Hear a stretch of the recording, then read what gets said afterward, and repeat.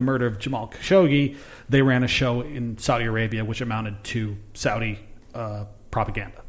And that was the moment that I said to them, you don't need my money anymore. Bye-bye. That is a loss in my life, quite frankly. It hurts. WWE had a big impact on my childhood and all that sort of stuff. But that is my morals, and that was a step too far for me. Super League a step too far? I think that I would have not watched the Super League. I don't know that I would have completely stopped watching Liverpool in general. Only the friendlies in North America? Honestly, I think that I would have, if they had remained in the Premier League, I would have watched the Premier League matches, but I wouldn't watch them in Europe. I wouldn't have watched them in the European Super League. As it stands, until FSG is no longer in charge, I'm canceling my membership. We'd have to find a new co-host because John would be pretty boring.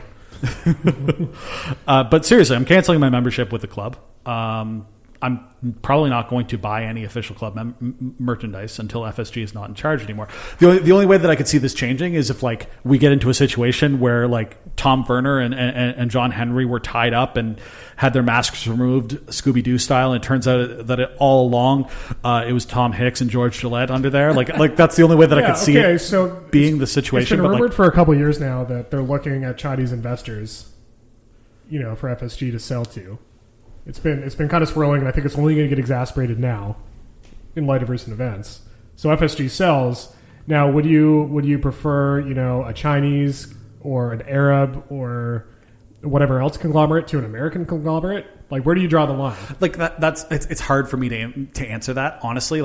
I'm not trying to be mealy-mouthed about it or anything like that, but I think it's hard for me to look at FSG in particular, right?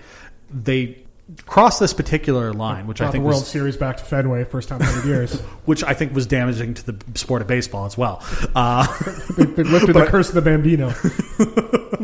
But I think that they did their damnedest to damage European football, and I have a hard time coming. They've done many things that as Liverpool fans we did not agree with. Right, they tried to increase the ticket price and price sort of regular average fans out of being able to go to matches. That got overturned, and they backed down. They tried to trademark the name Liverpool. That rightfully got pilloried, and they backed down. They tried to furlough essential workers in a year where they made millions upon millions of profit during COVID. And they were pilloried for it, and they rightfully backed down. I don't see a situation where they can say, "Oh, our bad on this one. We didn't know that you'd be upset about a European Super League that completely we were trying to cash in on the entire history of your club and try and create a creation myth based on the death of the 96 at Hillsborough and all the 6 times that you won the European Cup. Sorry, we didn't know that you'd be upset about that. I don't see how they can come back from this. I just don't. So that leads us to our last point on this is essentially, how did they not see a backlash coming? I mean, these are billionaires and they're businessmen, and you can say all you want about, I think they're idiots or this or that. I mean, you don't get to this point in your career without being a little savvy on a few topics. And for me, there's something missing to this whole story. Whether it was a power play, whether it was a negotiation tactic, whether they're willing to sacrifice some fan loyalty to make a point that, hey, UEFA's doing this to us, we want to fight back, we want to control a little bit, or just get their points across. I'm not sure, but I think a monkey could have pointed out to them that, hey, you do this, you're going to burn some bridges, you're going to piss off some people.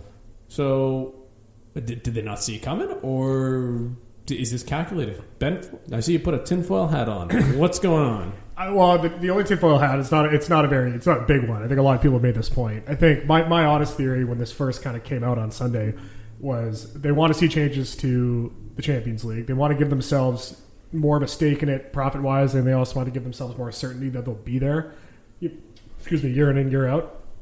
I think they all got together as a collective 12 clubs. They did this half-cocked when they realized they had the opportunity. Because let's be honest, they went about this in probably the stupidest way possible. There was zero PR. There was zero hype. It just kind of happened. They had a logo which was a multicolored "the" and a white Super League on a black background. Was that even an official logo? I looked around and I didn't see any official website. That they did They an have an official official website. website, Yeah, so yeah. and that's what's on their website. And their tagline is the best teams and the best players every week, despite the fact they've also said that they're not playing every week. So I guess my overall point here is that there was no planning to it. There was no PR plan. There's no business model. They said things about, we anticipate 3 more teams and 5 merit spots, but then they offered no substantiation to that. There was no, they brought up, we're going to have a women's Super League, but then they also brought no substantiation to that either. So my honest belief was they just kind of did this in the hopes that they would force UEFA to the bargaining table. They knew that they would get a backlash, is my honest opinion. They knew that there would be a backlash from fans, but they were banking that they could quickly get UEFA to the bargaining table before they had their meeting, which they just had, which they might be able to push some of their demands. What I think they weren't banking on was the ferocity and the quickness of the outcry. How it was not like it was not a muted thing. It wasn't a building thing. It happened quickly. It happened immediately. And look at Chelsea and City, who, arguably Chelsea and City, the reports are that they were kind of on the fence the whole time, and they ended up kind of going along with it. So a little easier for them to pull out at the last second. But that's kind of what I believe. So they anticipated backlash, probably not to this degree though. Where do you think this went, John? Why would they do this if they didn't think it was gonna go through? I think it was a combination of I think there was a certain amount of what Ben was saying that they were expecting to be able to bring UEFA to the table, but I think that they were quite comfortable and ready to go forward with the ESL if they didn't get something that they felt comfortable with. I don't think that what they were ready for was the unanimity. I'm going to try that again. The unanimity. The unity. Yeah. I don't think that they were expecting the fans to speak out in such a unified voice and so loudly. And I don't think that they were expecting players and managers to also raise their voice as well at this level. I do think that ultimately they were banking on being able to get a circumstance that they were comfortable with, and I think that they were always going to get a circumstance that they were comfortable with. I think that this was just a security measure, if you will. I kind of disagree with you guys. I think their PR and they expected it. All this was calculated. Their faces aren't out there because they didn't want to be out there. They're businessmen.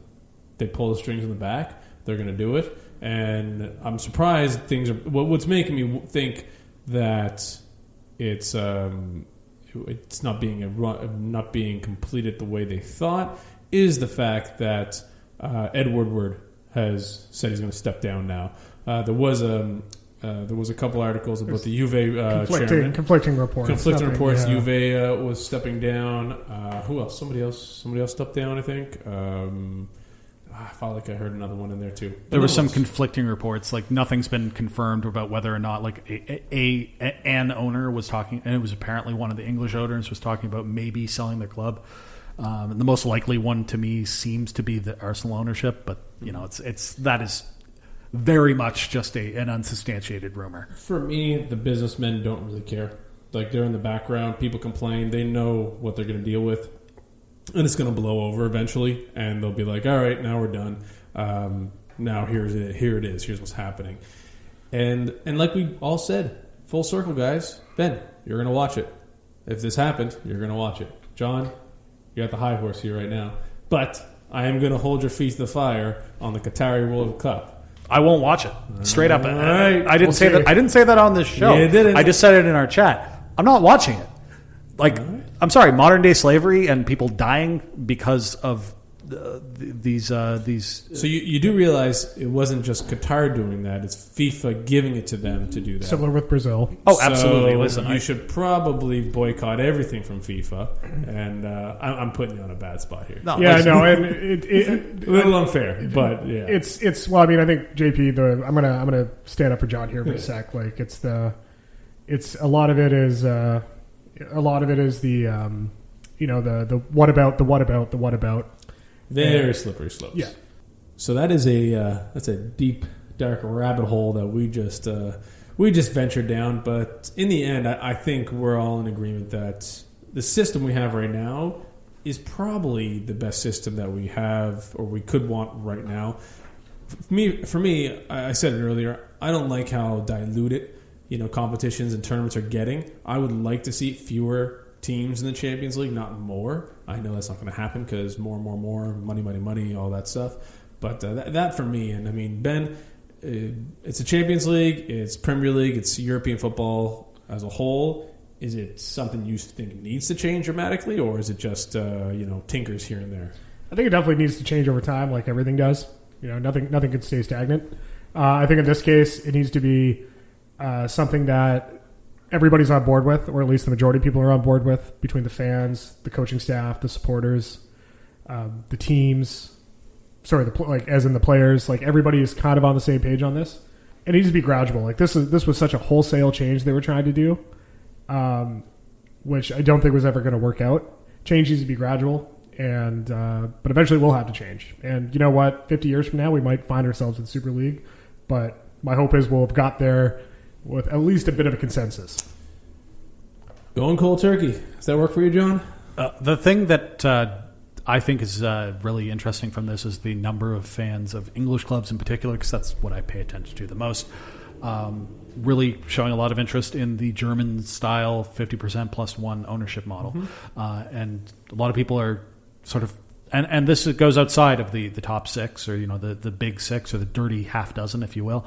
A lot of folks are saying, like, who owns these clubs? It's something that we all show a big part of ownership in. Like for us as Canadian fans, like we pick a club based on various different factors. We don't have the birthright sort of ownership of a club. We choose our clubs, and I chose Liverpool because I identified with them, and I think this has opened a lot of eyes to the ownership of Liverpool. And FSG out. That's my opinion, not the opinion of the other guys necessarily, but FSG out.